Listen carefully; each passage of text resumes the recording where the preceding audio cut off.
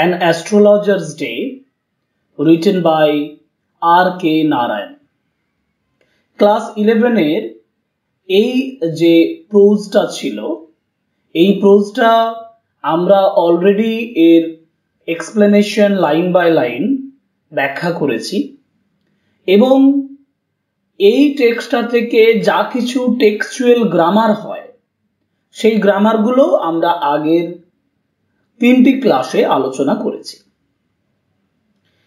আজ এই ক্লাসটা তোমাদের জন্য, ক্লাস 11 স্টুডেন্টস, তোমাদের জন্য এই ক্লাসটা অত্যন্ত গুরুত্বপূর্ণ হতে যাচ্ছে, কারণ এই ক্লাসটাতে আমরা তোমাদের দেখাবো যে অ্যান অ্যাস্ট্রোলজার্স ডে টেক্সটটা থেকে আমরা কোন কোন লাইনগুলো ফলো করব, যে লাইনগুলো থেকে আমরা এমসিকিউ কোয়েশ্চেন্স অর্থাৎ মাল্টিপল চয়েস কোয়েশ্চেন্স পাবো।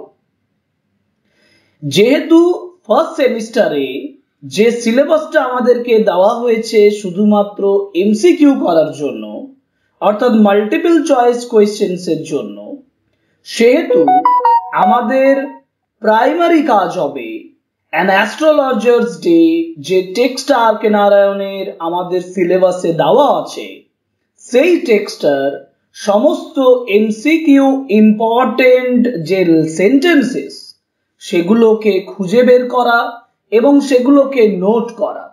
কারণ আমরা যদি একবার ওই সেন্টেন্সগুলোকে খুঁজে বের করতে পারি এবং আমরা দেখে নিই যে এই পোর্শনগুলো থেকে আমাদের ইম্পর্টেন্ট এমসিকিউ গুলো থাকবে, অর্থাৎ আমরা যে সেন্টেন্সগুলো থেকে এমসিকিউ গুলো পাবোই পাবো, সেই সেন্টেন্সগুলো আমরা আজকের ক্লাসে আলোচনা করব। শুধুমাত্র সেন্টেন্স নয়, যে সকল সেন্টেন্সগুলো, যে সকল ইম্পর্টেন্ট ইনফরমেশনস গুলো এমসিকিউর জন্য ইম্পর্টেন্ট হবে সেগুলো আমরা এখানে তোমাদের দেখিয়ে দেব। এবং ফাইনালি আমরা 12টি সেন্টেন্স বলবো, যে 12 সেন্টেন্স তোমাদের এমসিকিউ পাঞ্চ লাইন হিসাবে তোমরা মনে রাখতে পারো এবং আমরা সেটা এই সমস্ত পুরো টেক্সটটা লাইন বাই লাইন অ্যানালিসিসের পরে লাইন বাই লাইন যে সেন্টেন্স গুলো থেকে যে সকল এমসিকিউ গুলো আসতে পারে সেগুলো নোট করার পরে ফাইনালি সেগুলো দেখিয়ে দেব। সুতরাং সময় নষ্ট না করে আমরা ক্লাসে চলে যাই এবং আমরা দেখে নিই যে কোন কোন সেন্টেন্সগুলো এমসিকিউর জন্য ইম্পর্টেন্ট হতে চলেছে। ফার্স্ট আমরা যে সেন্টেন্সগুলো তৈরি করেছি ইম্পর্টেন্ট লাইনস, সেগুলোর মধ্যে প্রথম যেটি সেটি হলো an astrologer's day is a thriller suspense short story by author R K. Narayan. আমার ইম্পর্টেন্ট কথা হচ্ছে এটা একটা শর্ট স্টোরি, এটা একটা ইম্পর্টেন্ট জায়গা। দ্বিতীয় ইম্পর্টেন্ট জায়গা হলো it is written by R K. Narayan. সবার আগে এই ইনফরমেশনস গুলো ইম্পর্টেন্ট হিসাবে আমরা মনে রাখবো, কারণ এইটি হচ্ছে বেসিক জিনিস যেটা এমসিকিউর ক্ষেত্রে আমাদেরকে কোয়েশ্চেনে দিতে পারে। অর্থাৎ সাসপেন্স, আরেকটা হলো থ্রিলার সাসপেন্স।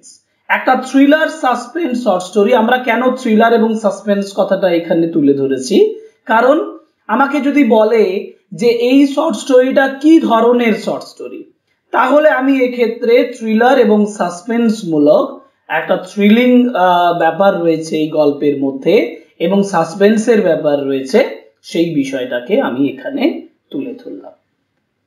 তাহলে ফার্স্ট লাইন, সেকেন্ড হচ্ছে it was a short story of Narayan's fourth collection of short stories published in 1947 by Indian Thought Publication.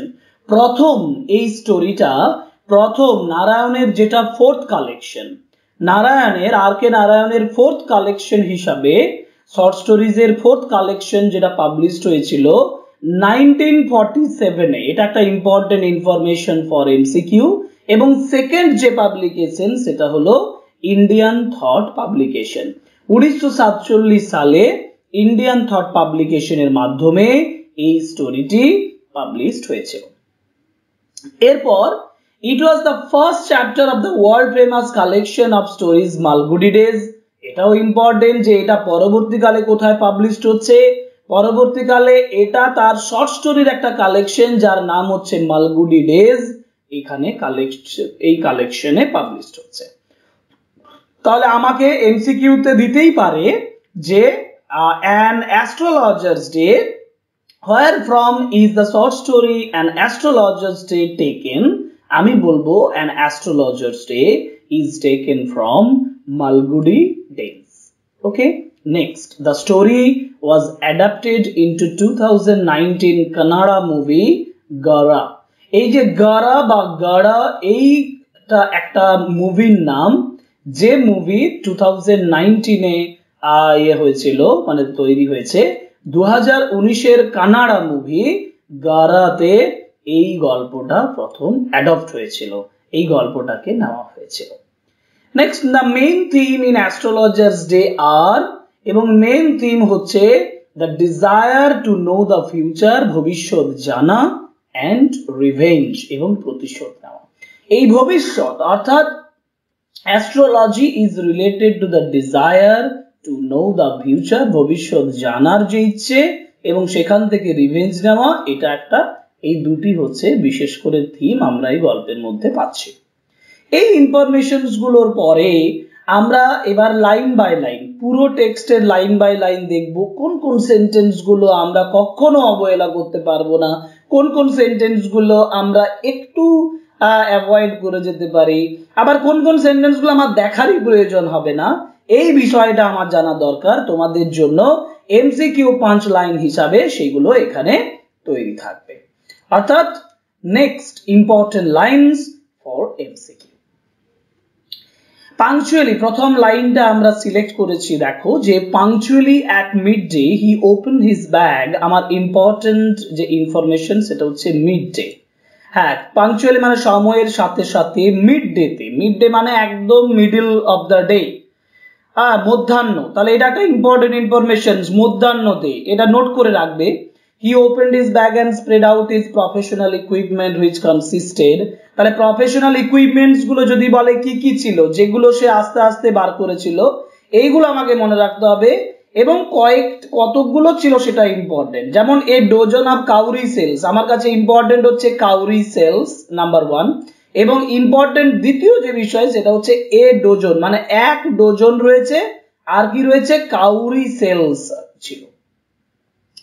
তাহলে মিড ডে একটা ইম্পর্টেন্ট এমসিকিউর জন্য, কাউরি সেলস ছিল যেটা কত ছিল, ডজন, এটা এক ডজন ছিল, এটা ইম্পর্টেন্ট। আরেকটা কি ছিল, square piece of cloth with obscure mystic charts, বিভিন্ন ধরনের মিস্টিক রহস্যময় বা তান্ত্রিকতার সঙ্গে যুক্ত চার্ট এতে ছিল।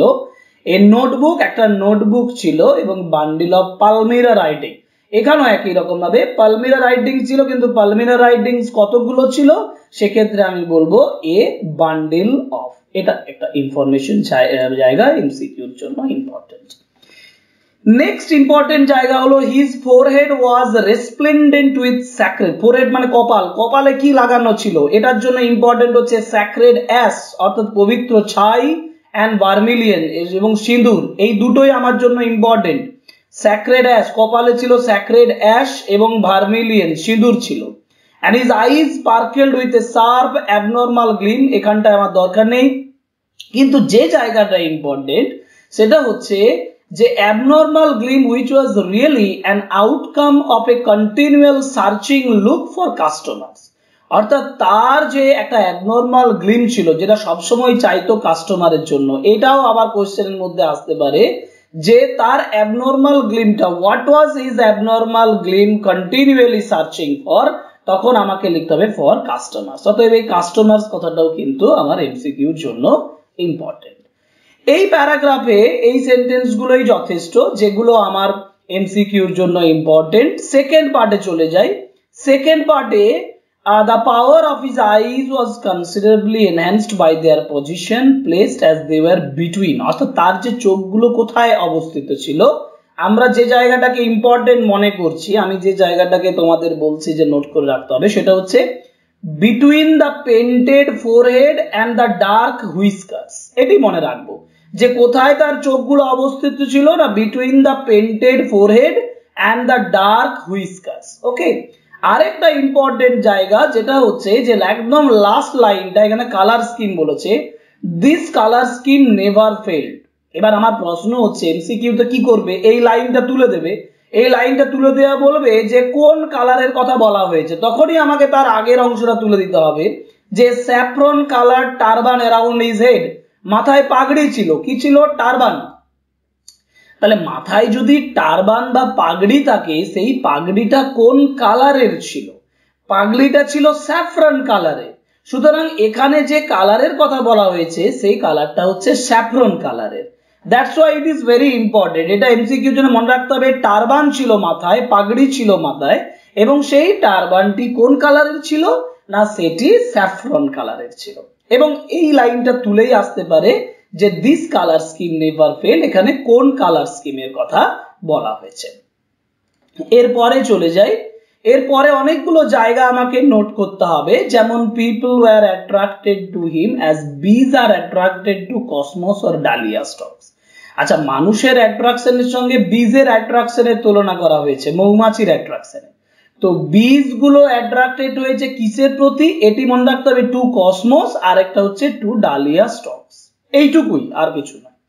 এরপরে যে বিষয়টা সেটা হচ্ছে যে সে বসেছিল কোথায়, he sat under the boughs, গাছের ডালের নিচে বসেছিল। He sat under the boughs of a spreading tamarind tree. তাহলে তেঁতুল গাছের, স্প্রেডিং মানে ছড়িয়ে থাকা, তো তেঁতুল গাছের ট্যামারিন ট্রি এর নিচে। তাহলে এটা ইম্পর্টেন্ট একটা information, tamarin tree important line, যে সে তার একটা গাছের তলায় বসেছিল, যে গাছটা হচ্ছে তেঁতুল গাছ, ট্যামারিন ট্রি। এবার এই তেঁতুল গাছের পাশ দিয়ে একটা রাস্তা গেছে, পাথ, যেটা কোনটা দিয়ে গেছে সেটাও ইম্পর্টেন্ট ইনফরমেশন, কি না, through the town hall park, অর্থাৎ হুইচ প্ল্যাঙ্কড এ পাথ, যেটা একটা রাস্তা তৈরি করে দিয়েছে, রানিং থ্রু, যেটা গেছে, যে রাস্তাটা টাউন হল পার্কের দিয়ে গেছে, এটাও ইম্পর্টেন্ট। এরপরে যে অংশটা দেখবো, যে এখানে অনেক ধরনের ট্রেডার্স ছিল, ব্যবসায়িক ছিল, তার বিভিন্ন কর্মী মানুষ ছিল, তো কি ধরনের ব্যবসা করছিল সেই বিষয়টা বলা আছে, এটি একটু মনে রেখে দেবো। সেটা হচ্ছে মেডিসিন সেলার ছিল, seller of A stolen hardware, কিছু চুরি করা হার্ডওয়্যারের বিক্রেতা ছিল, জাঙ্ক মানে যেগুলো সেই অব্যবহৃত মানে ফেলে দেওয়া জিনিসপত্রের যে দোকানগুলো সেগুলো, ম্যাজিশিয়ান ছিল, এবং অ্যাবাবল অকশনার অফ চিপ ক্লথ। এই জায়গা থেকে টুকিটাকি দিতে পারে, কিন্তু এটা অতটা ইম্পর্টেন্ট নয়, শুধু জানা যে কি ধরনের ব্যবসাকারী লোক এখানে ছিল, কি কি ব্যবসা এখানে চলছিল।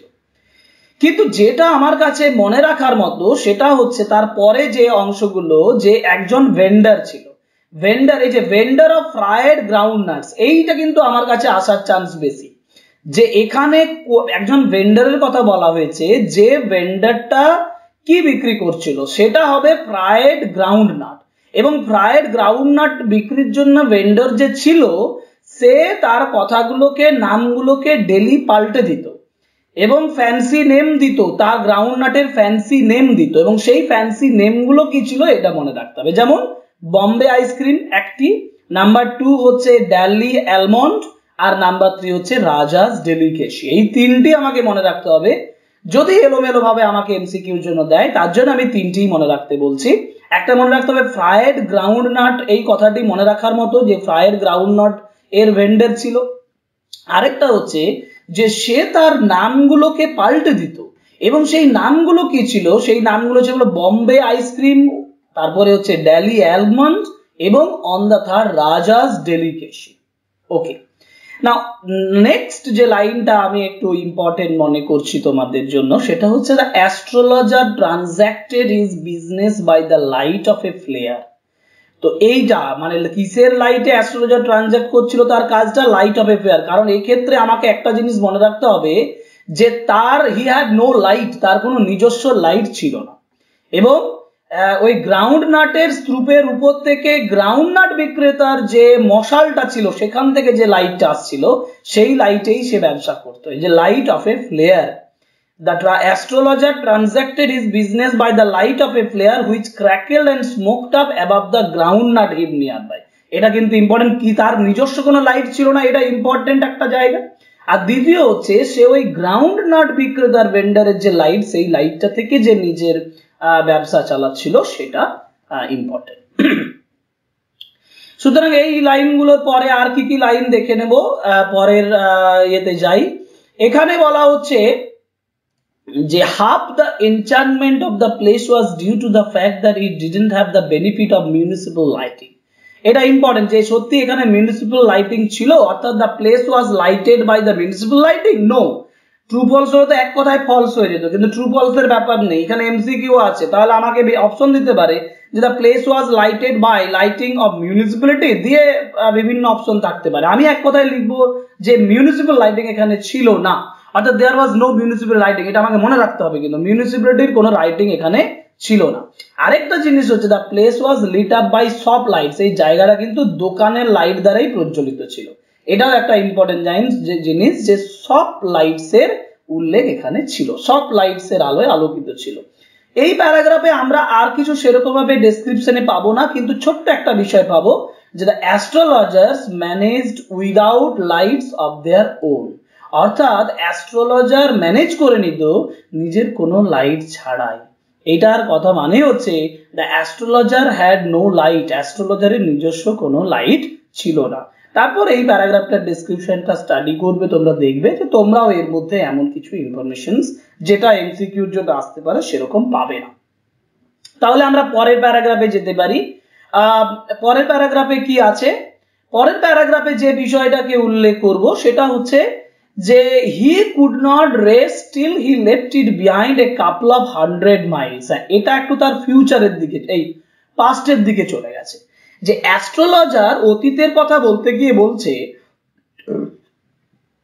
যে হি কুড নট রেস্ট, যে সে বিশ্রাম নিতে পারেনি, মানে সে এখানে উঠে এসেছে, তো একটা গ্রাম থেকে সে উঠে এসেছে। অ্যাস্ট্রোলজার যে গ্রাম থেকে উঠে এসেছে সেই গ্রামটার দূরত্বের কথা এখানে উল্লেখ করা হয়েছে, সেইটাই আমার কাছে ইম্পর্টেন্ট বিষয় মনে রাখার, যে he could not rest till he left it behind A couple of 100 Miles. Couple of 100 Miles মানে 200 মাইল, অর্থাৎ সে তার নিজের গ্রাম থেকে 200 মাইল দূরে যায় একটা জায়গায় চলে এসে এখানে সে বাস করছে। এই যে 200 মাইলস, এটা important. Couple of 100 Miles means 200 miles. ওকে ওকে, এরপরে যাই নেক্সট পোর্শন। নেক্সট পোর্শনে বা নেক্সট প্যারাগ্রাফে দেখো, তোমাদের টেক্সট তোমাদের সঙ্গে আছে, প্যারাগ্রাফে দেখতে পাবে যে he had working analysis of ম্যানকাইন্ডস troubles, marriage, money, tangles of human ties. এটা অতটা ইম্পর্টেন্ট না হলো, তারপরের যে ইম্পর্টেন্ট লাইনটা সেটা হচ্ছে long practice had sharpened his perception. এইটা ইম্পর্টেন্ট, একটা ইম্পর্টেন্ট ইনফরমেশন, যে কোন জিনিসটা তার পারসেপশনটাকে, তার যে গ্রহণ করার ক্ষমতাটাকে, বোঝার ক্ষমতাটাকে, পাওয়ার অফ আন্ডারস্ট্যান্ডিংটাকে কিভাবে শার্প করেছে, তীক্ষ্ণ করেছে, সেটা হচ্ছে লং প্র্যাকটিস। লেখক বলছেন যে long practice had sharpened his perception, খুব ইম্পর্টেন্ট লাইন, আন্ডারলাইন করে রাখবে। উইদিন 5 মিনিটস হি আন্ডারস্টুড, এটাও ইম্পর্টেন্ট ইনফরমেশন। 5 মিনিটের মধ্যে সে বলে দিতে পারে, 5 মিনিটের মধ্যে, within 5 minutes he understood what was wrong, কি ভুল ছিল সেটা সে বুঝতে পারতো। আরেকটা হচ্ছে হি চার্জ 3 পয়সে পার কোয়েশ্চেন, 3 পয়সার কথা বলা হয়েছে, এইটা একটা ইম্পর্টেন্ট। প্রত্যেক প্রশ্নের জন্য তার চার্জ কত ছিল, এমসিকিউর জন্য ইম্পর্টেন্ট। আমি এমসিকিউর জন্য আলোচনা করছি এবং এমসিকিউর 5 লাইন হিসাবে বা 5 ইনফরমেশন হিসাবে লং প্র্যাকটিস, যেটা কথাটা বললাম, পারসেপশন শার্প করে, ইম্পর্টেন্ট। 5 মিনিটস ইম্পর্টেন্ট, 5 মিনিটের মধ্যে সে কিন্তু খারাপ যা কিছু সে বুঝতে পেরে যেত। আরেকটা হচ্ছে প্রত্যেক কোয়েশ্চেনে বা প্রত্যেক কোয়েশ্চেন তাকে যখন করতো তখন তার জন্য সে 3 মানে 3 পয়সা সে এখান থেকে নিত। চলে যাই এর পরের অংশ। এখানেও বেশি কিছু ইনফরমেশন পাচ্ছি না, আমরা একটাই অংশ তুলে দিয়েছি তোমাদের জন্য, সেটা হচ্ছে the nuts vendor blew out his flare and rose to go home. Nuts vendor তার ফ্লেয়ারটা মানে মশালটা নিভিয়ে দিয়েছিল, বাড়ি ফিরে যাওয়ার জন্য রেডি হয়েছিল। And this was the signal, মানে আমাকে প্রশ্নটা আসতে পারে কোনটা সিগন্যাল ছিল। This was a signal for the astrologer to bundle up to, এটাও একটা সিগন্যাল ছিল অ্যাস্ট্রোলজারের পক্ষে যে তার বান্ডিল করে নেওয়া দরকার, সমস্ত কিছু বেঁধে নেওয়া দরকার, এই ব্যাপারটা। এটা একটা ইনফরমেশনের ইম্পর্টেন্ট জায়গার মধ্যে রয়েছে। কিন্তু এই জায়গাটা তোমরা পড়ে দেখবে যে বেশি ইম্পর্টেন্ট কিছু নেই, পার্টিকুলার কত ওয়ার্ড আছে, যেমন এখানে কেয়ার ওয়ার্নের কথা আছে, দ্য অ্যাস্ট্রোলজার প্রেসড হিজ ইনভিটেশনের কথা আছে, you call yourself an astrologer, যদি বলে এই বক্তব্যকারী কে তাহলে দ্য স্ট্রেঞ্জারের কথা বলতে হবে, স্ট্রেঞ্জারের নামটাও আমরা একটু পরে পেয়ে যাব, যে ইউ কল অ্যান অ্যাস্ট্রোলজার এর বক্তব্যকারী কে, হু সেড দিস, কে বলেছে এই কথাটা, এই জায়গাটা, এবং বা ইউ লুক কেয়ার ওয়ার্ন, এটা কে বলেছে এই কথাটা, তাহলে কে বলেছে, স্ট্রেঞ্জার বলেছে, সেই স্ট্রেঞ্জারের নামও যদি এমসিকিউ থাকে তাহলে আমরা একটু পরে সেই স্ট্রেঞ্জারের নাম পাবো, সেই নাম ধরে আমরা তখন উত্তরটা করে নেব। ওকে, এরপরে চলে যাই নেক্সট যে বিষয়টা, সেটা হচ্ছে যে আওয়ার ফ্রেন্ড ফেল্ট পিকড, এই পিকড ওয়ার্ডটার উপরে ইম্পর্টেন্ট ইনফরমেশন, যে পিকড ওয়ার্ডটার উপরে আসতে পারে যে তার বন্ধু কি ধরনের অনুভবটা করছে। Our friend felt piqued, piqued কথাটার অপশনটি আমাকে মনে রাখতে হবে, অর্থাৎ এটি এমসিকিউর জন্য ইম্পর্টেন্ট। আই চার্জ অনলি 3 পয়সা পার কোয়েশ্চেন, যেটা আমি একটু আগেই পেলাম যে 3 পয়সা পার কোয়েশ্চেন, 3 পয়সা প্রতি প্রশ্নের জন্য সে পায়, এটা একটা ইম্পর্টেন্ট।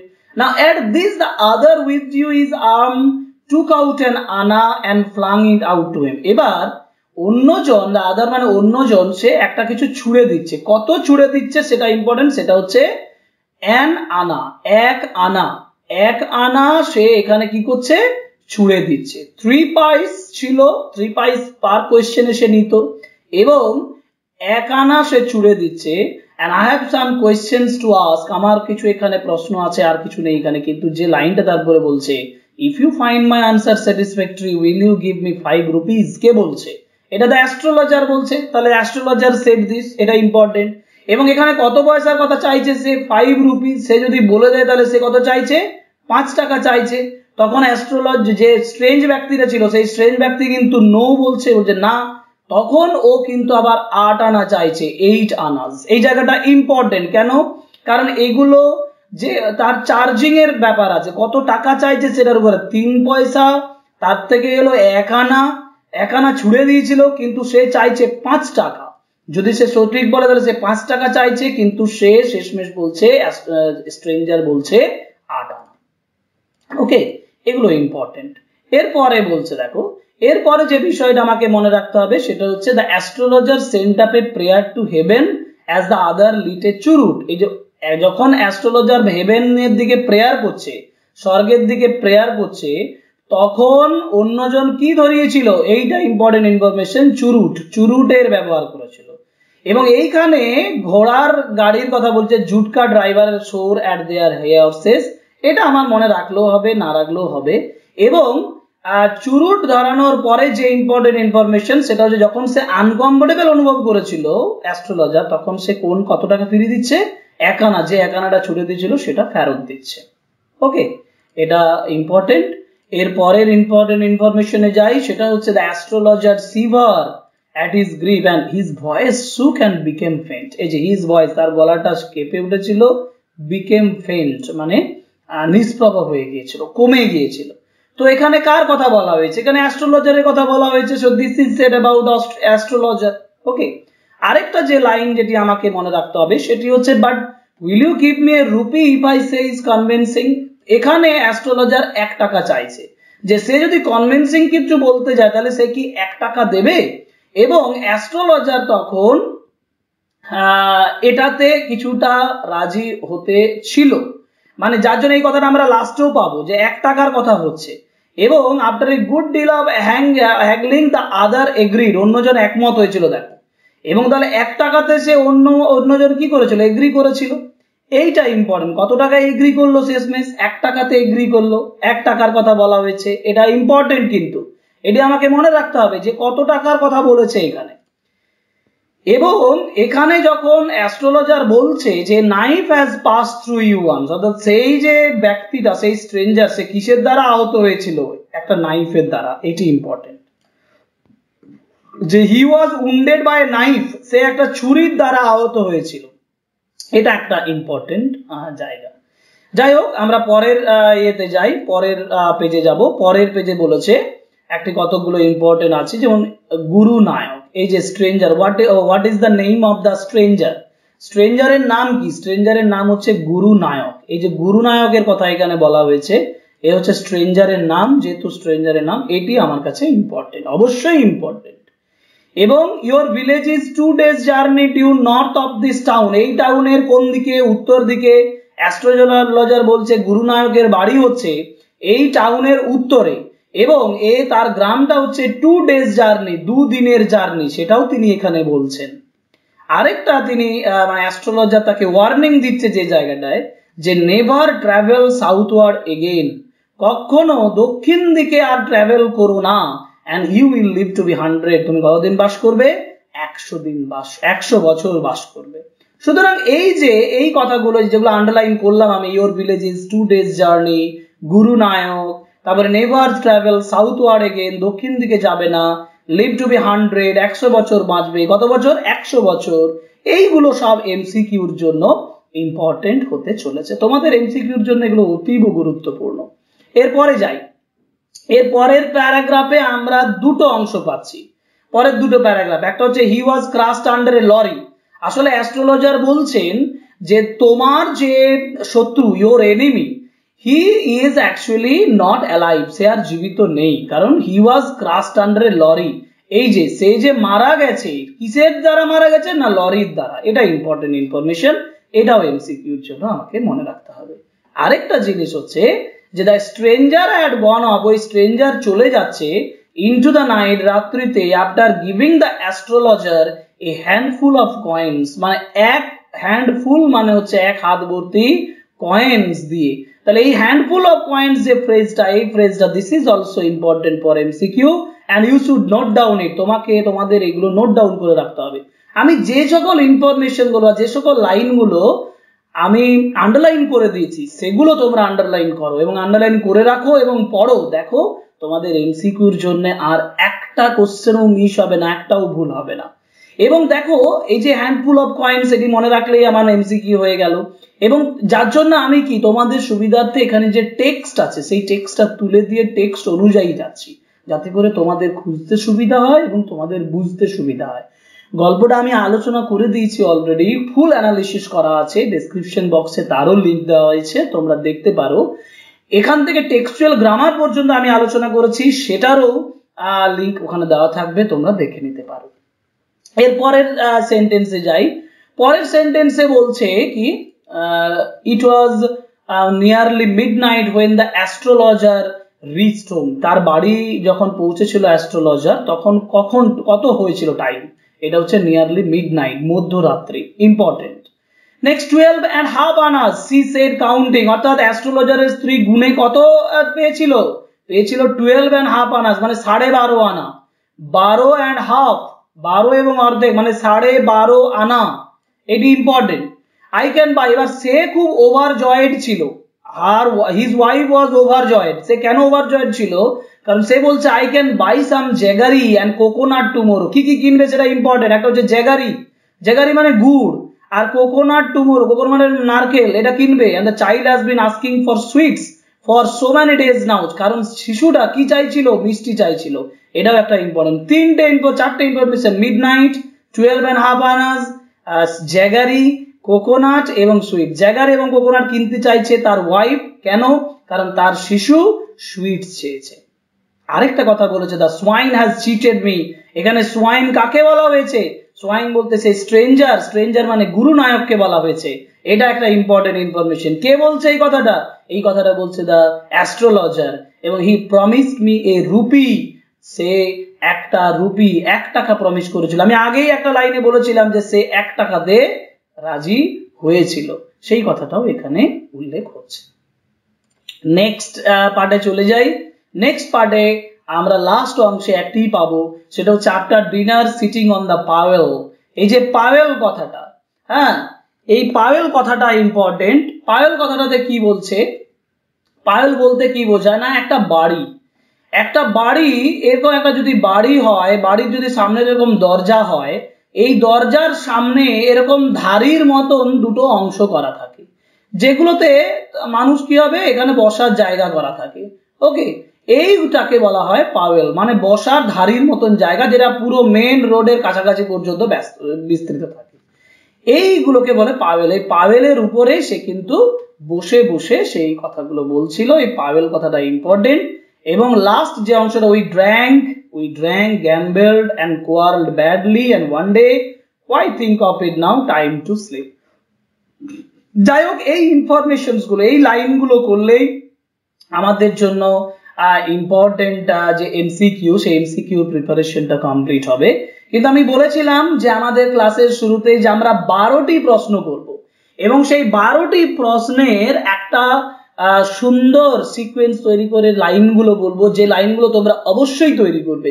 এই 12টি লাইন কিন্তু কোনো ক্রমেই তোমরা মিস করবে না, কারণ তোমরা দেখতে পাবে যে how important are this 12 lines. Okay, দেখা যাক তাহলে পরের 12টা লাইনে প্রথমে যাওয়া যাক। First, the background of R.K. Narayan's novels and short stories is Malgudi। Yes, Malgudi হচ্ছে R.K. নারায়ণের নভেলস এবং শর্ট স্টোরিজ এর ব্যাকগ্রাউন্ড। নাম্বার 1, এটা একটা কাল্পনিক জায়গা। Malgudi is the imaginary place, যেটা আর.কে. নারায়ণের লেখার মধ্যে একটা ব্যাকগ্রাউন্ড হিসাবে চলে আসে। Number 2, many years ago the astrologer had stabbed a man। অনেক বছর আগে অ্যাস্ট্রোলজার একজন মানুষকে ছুরিবিদ্ধ করেছিল and left him for dead। তাকে মৃত অবস্থায় রেখে দিয়েছিল, এটা আমরা গল্পে জানতে পারি। Next, the astrologer had no light, যেটা আমরা পড়ার মাঝেই বলেছি, এমসিকিউর জন্য বলেছি, the astrologer had no light। These are the punch lines, important 12 punch lines। Raja's delicacy is the name given to a stale sweet by a vendor of fried groundnuts। শুধু রাজার ডেলিকেসি নয়, ওখানে বাকি যে দুটি নাম, আরো যে দুটি নাম আছে সেটিও আমি মনে রাখতে বলেছি। রাজাস ডেলিকেসি হচ্ছে একটা নাম যেটা স্টেল সুইট কে দেওয়া হয়েছে একজন ফ্রাইড গ্রাউন্ডনাটস এর vendor, next, the astrologer demands 5 rupees from the stranger. স্ট্রেঞ্জারের কাছ থেকে 5 টাকা ডিমান্ড করেছিল, কিন্তু এগ্রি করেছিল 1 টাকাতে। যে স্ট্রেঞ্জার 1 টাকাতে এগ্রি করেছিল। Next, the stranger gave the astrologer 12 Anas and half, মানে 12.5 আনা তাকে দিয়েছিল। টু স্ট্রেঞ্জার মানে গুরুনায়ক তাকে 12.5 আনা দিয়েছিল। Next, the astrologer asked the stranger, astrologer স্ট্রেঞ্জারকে জিজ্ঞেস করেছিল to remain in his village forever, তার গ্রামে চিরকাল থেকে যেতে, এটা তাকে অ্যাডভাইজড করেছিল। The astrologer warned the stranger never to travel in southward direction, তাকে দক্ষিণ দিকে যেতে বারণ করেছে, ইম্পর্টেন্ট, দক্ষিণ দিকে তাকে যেতে বারণ করেছে। Next, the astrologer's wife wanted to make sweets with the money, টাকা দিয়ে অ্যাস্ট্রোলজারের ওয়াইফ কি করতে চেয়েছিল, সুইট খেতে মানে তৈরি করতে চেয়েছিল, because their children wanted sweet, কারণ তাদের their child wanted sweet, তাদের শিশু কি চেয়েছিল, মিষ্টি চেয়েছিল। Next, in the past the astrologer had stabbed a villager, এটা আমি আগেও বলেছি যে ভিলেজারকে স্ট্যাবড করেছিল। এবং the astrologer confessed the truth to his wife, তার স্ত্রীর কাছে তার যে ট্রুথ, সত্যটা সে কনফেসড করেছিল। এবং last, the strangers name is Gurunayak, এটা আমি তো পেয়েছি, স্ট্রেঞ্জারের নাম হলো গুরুনায়ক। এই সেন্টেন্স গুলো 1 2 3 4 5 6 7 8 9 10 11 and 12, 12টি সেন্টেন্স আমরা এখানে দেখলাম, যেগুলো আমরা কখনোই মিস করব না, এগুলোকে অ্যাভয়েড করব না, এগুলো অবশ্যই তোমরা নোট করে রাখো।